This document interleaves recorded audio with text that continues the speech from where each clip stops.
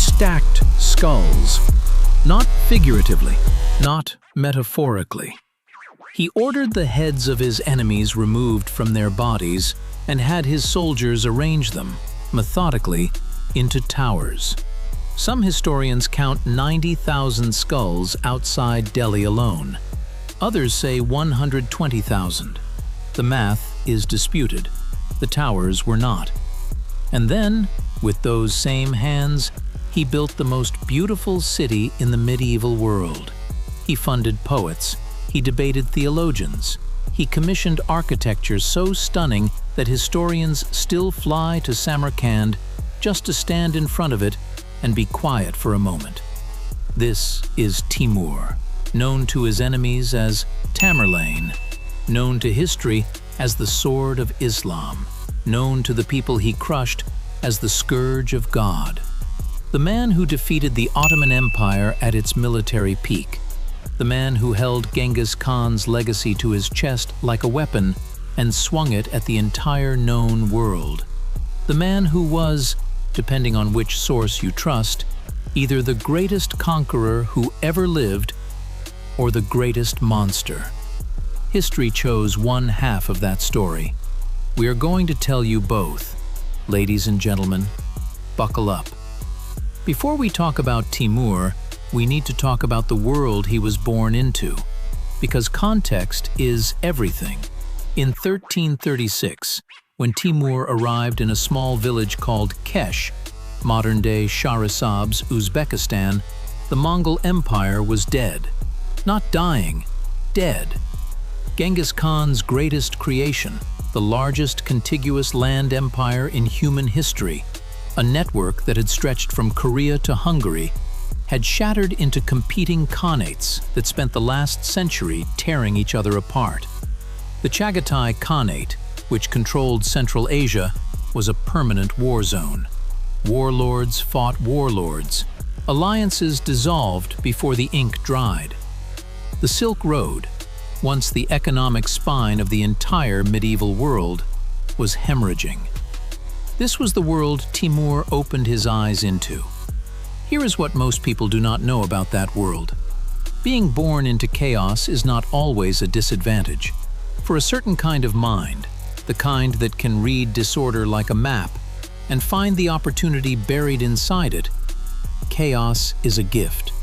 Because when the rules collapse, when the institutions are gone, when the old powers have eaten each other, the vacuum does not stay empty for long. Something fills it. Timur's father was a minor tribal chieftain, local, unremarkable, a man of small consequence and no greater ambition, which means Timur, by every measure of the world he entered, should have stayed exactly that, a provincial footnote in a forgotten corner of a broken empire. But then he was injured. We do not know exactly how. The sources disagree. Some say a battle wound, some say an arrow, some say a livestock raid that went catastrophically wrong. What every source agrees on is this: Timur walked with a permanent limp for the rest of his life. His right arm was damaged. For 35 years of continuous warfare, he moved with a body that was broken before the fighting started. The Persians called him Timur-i-Lang, Timur the Lame. His enemies shortened it to Tamerlane. Let that sink in for a moment. The man who would defeat the Ottoman Empire at its military peak, who would devastate the Golden Horde, who would reduce Delhi to ash and Baghdad to rubble, who would build one of the greatest military machines in medieval history, walked with a limp. They gave him that name to diminish him. He made it the most feared name on earth. Timur's rise is not the story most historians tell you. Most accounts start with the military campaigns, the battles, the sieges, the skull towers, and those matter. But the reason Timur won is not because he was more violent than his competition. In Central Asia in the 1300s, violent men were not in short supply. Timur won because he was smarter than everyone in the room. He spent his 20s building alliances, surviving betrayals, switching sides when he had to, reading the political landscape the way a chess player reads the board. He was arrested at least twice. He was a fugitive. He rebuilt from nothing so many times that rebuilding became a core competency. By the time he seized control of the Chagatai Khanate in 1370, at age 34, Timur had already been through enough cycles of collapse and resurrection that ordinary men would have quit 10 times over. He was not ordinary. Now, here is the thing about Timur's rise that most people miss entirely. He was not Mongol. Timur was Turkic. Barlas Turkic, specifically. He had no legitimate claim to the Mongol political tradition, which, in Central Asia in his era, was everything. Legitimacy flowed from Genghis Khan's bloodline, and Timur did not have it. So what did he do? He married into it. He took a Mongol princess as his wife and styled himself Gurigan, the royal son-in-law. He used the Mongol legitimacy he could not claim by blood as a political instrument he wielded by marriage. He ruled in the name of puppet Khans from the Chinggisid line while being the real power behind every decision. This is what most people do not understand about Timur. He was not just a conqueror, he was a political genius who understood that power is not simply taken, it is framed. And then he started moving. Between 1370 and 1405, 35 years, Timur's armies covered more ground than almost any force in recorded history. He conquered Persia, he devastated Russia, he sacked Delhi, he crushed the Golden Horde, he defeated the Ottoman Empire at the Battle of Ankara in 1402 and captured the Ottoman Sultan. Alive. Let me say that again. The Ottoman Sultan, the Thunderbolt, the man who had just destroyed the combined Crusader armies of Europe, was captured by Timur and held in his camp until he died in captivity. You know very damn well what that means. Now we get to the part of Timur's story history cannot stop talking about, the Skull Towers. Because yes, they were real. Timur ordered them constructed after certain campaigns. The numbers are staggering, and they are documented across multiple independent sources. 90,000 skulls outside Delhi, 70,000 outside Isfahan, 20,000 in Baghdad. I am not going to sanitize those numbers. They happened. They represent a level of calculated brutality that deserves to be stated plainly. But here is what most historians never tell you, and this is not a defense of Timur. It is a reading of him. The Skull Towers were not chaos, they were communication. In a world with no television, no newspapers, no telegraph, no mechanism to broadcast information across thousands of miles of steppe, Timur had to send messages that could not be misunderstood, messages that would outlast the army that delivered them. When a city submitted without fighting, Timur was, by the standards of his era, comparatively measured. He taxed them, installed governors, and moved on. The city survived. When a city fought and then surrendered, the terms were harder, but the city stood. When a city surrendered, then rebelled after he left? Isfahan did exactly that in 1387. They agreed to Timur's terms. He marched east. They rose up and killed his garrison, around 3,000 of his soldiers dead in the streets. Timur came back. What he built outside Isfahan that week was not a monument to cruelty. It was a message transmitted in a language every city on the Silk Road could read from 50 miles away while his army was still on the horizon.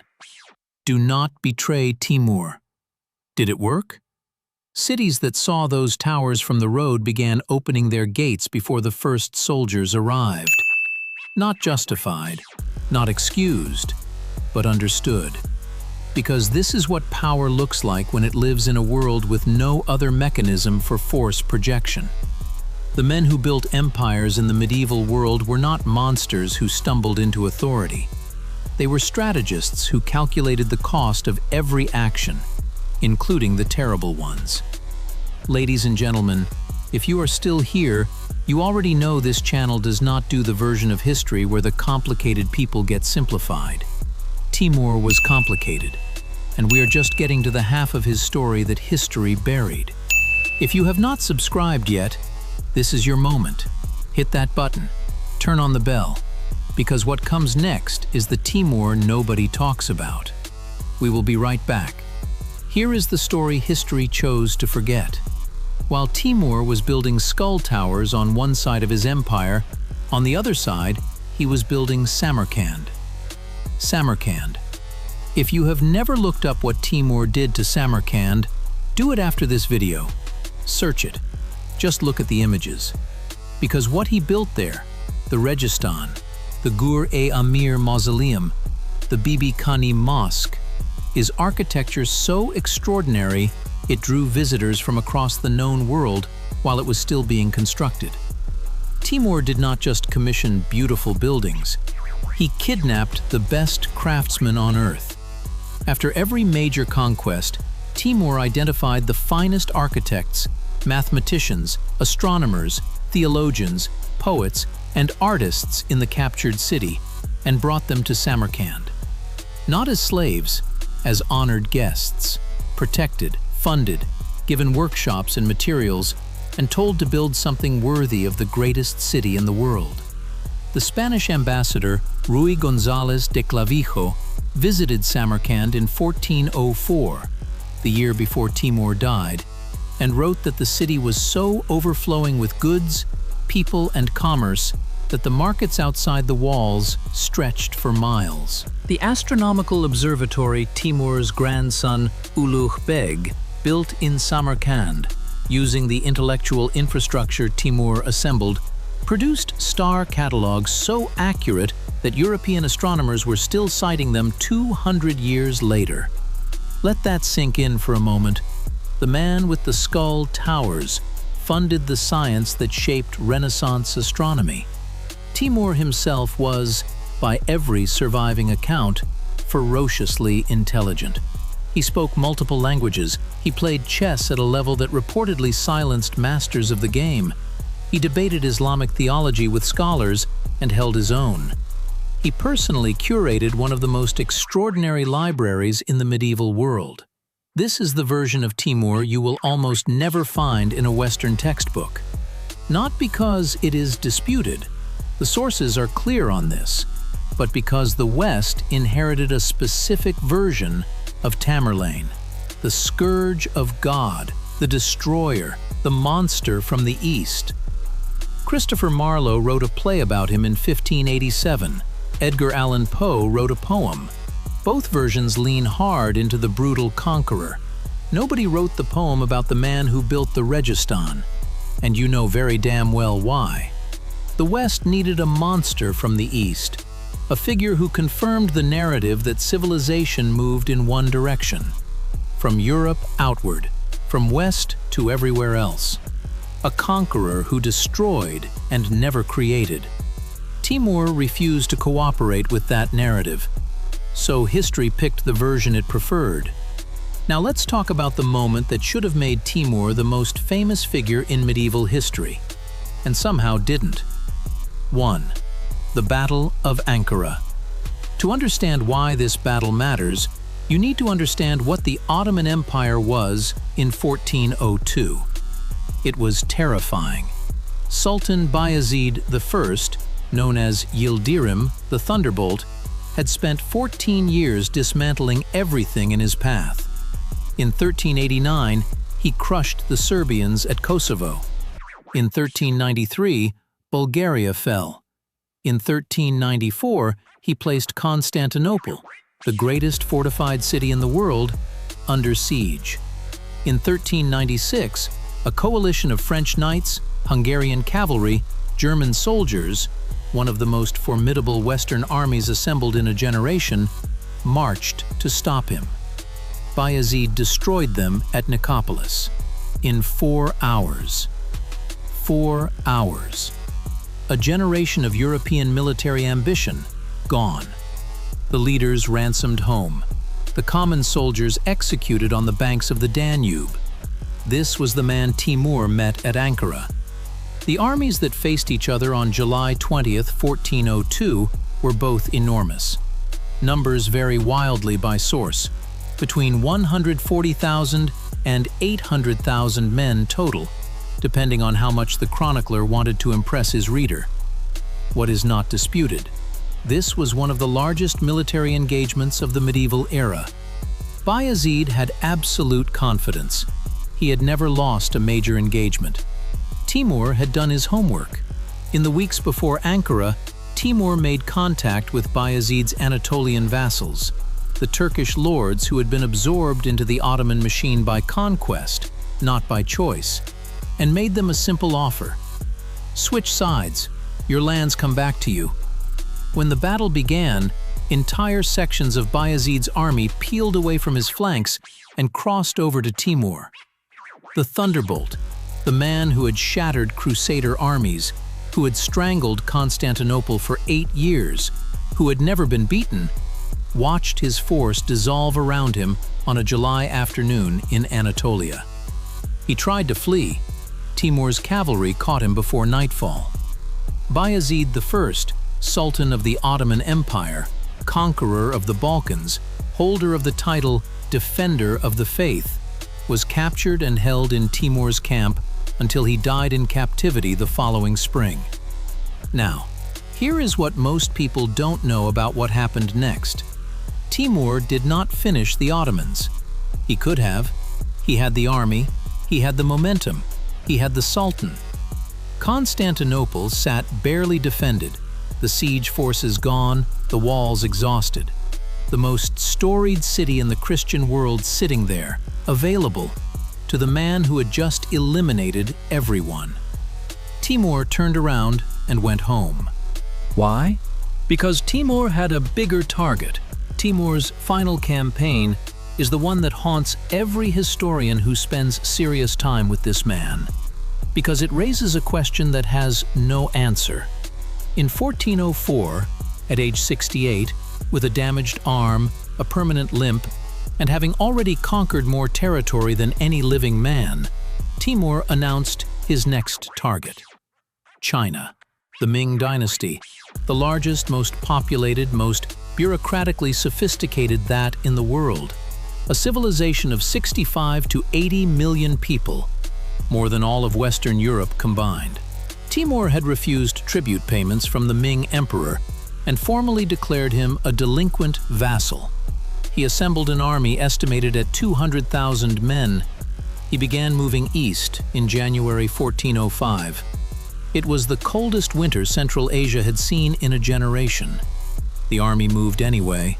Timur made it as far as Otrar, modern-day Kazakhstan, before the cold and illness closed in. On February 18, 1405, Timur died. Not in battle, not from an enemy's sword, from pneumonia and the accumulated weight of 35 years of continuous campaigning on a body that had been broken since his 20s. The army turned around. China was never touched. When Timur's body was transported back to Samarkand for burial in the Gur-e-Amir mausoleum, a structure of such breathtaking beauty that the Mughal emperors later modeled the Taj Mahal on its proportions, the inscription carved on his tomb read, "When I rise from the dead, the world shall tremble." On June 19, 1941, Soviet archaeologists opened the tomb to examine the remains. On June 22, 1941, 3 days later, Nazi Germany invaded the Soviet Union in the largest military operation in human history.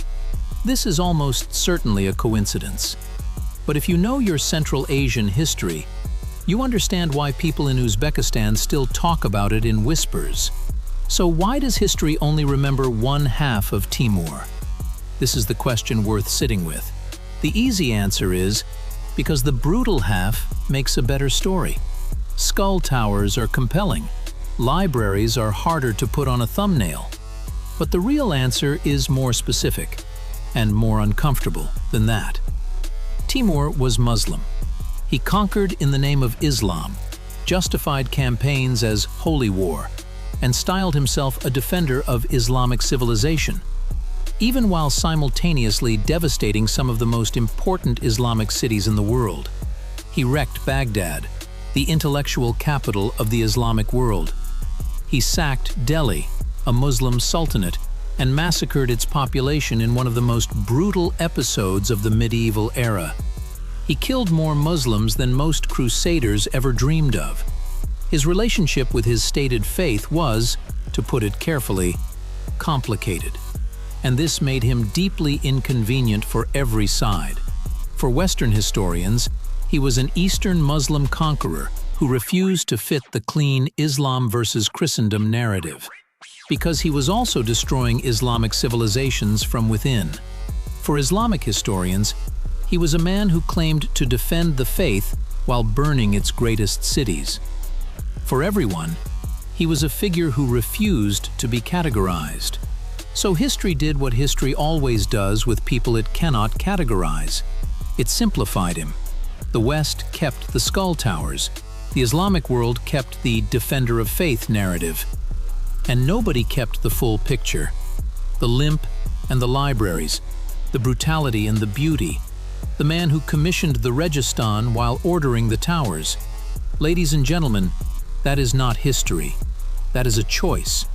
And that choice tells you more about the people who made it than it ever tells you about the man it was made about. Because the truth of Timur is this: he was the product of a broken world who used every tool available to him, including the most terrible ones, to impose order on chaos. He was brilliant and monstrous, visionary and ruthless, a builder of civilizations and a destroyer of them, simultaneously, in the same lifetime, sometimes in the same year. He was human, outrageously, uncomfortably, undeniably human. And the simple monster history handed you tells you nothing about that. Here is what Timur actually left behind: the Timurid Renaissance. In the decades after his death, Timur's descendants presided over one of the great cultural flowerings of the medieval world. Samarkand and Herat became the twin centers of Islamic art, architecture, astronomy, mathematics, and literature. The Timurid style, its geometry, its tile work, its manuscript illustration, influenced every Islamic civilization that came after it. The Mughal Empire that built the Taj Mahal, founded by Babur, Timur's direct descendant. The Ottoman artistic revival of the 15th century, shaped by Timurid craftsmen who dispersed after the empire fragmented. The astronomical tables that informed Renaissance science, produced in the observatory that Timur's grandson built in the city Timur created from conquest. He destroyed to build. He built to last. Whether that exchange is acceptable is a question each person has to answer for themselves. But this much is not in dispute. The world Timur left behind was not simply rubble and towers. It was Samarkand at sunrise. It was manuscripts that outlasted empires. It was a grandson who built a tomb so achingly beautiful that 600 years later, millions of people still travel to stand in front of it and be quiet for a moment. Timur died convinced he was not finished. The inscription on his tomb said the world would tremble when he rose.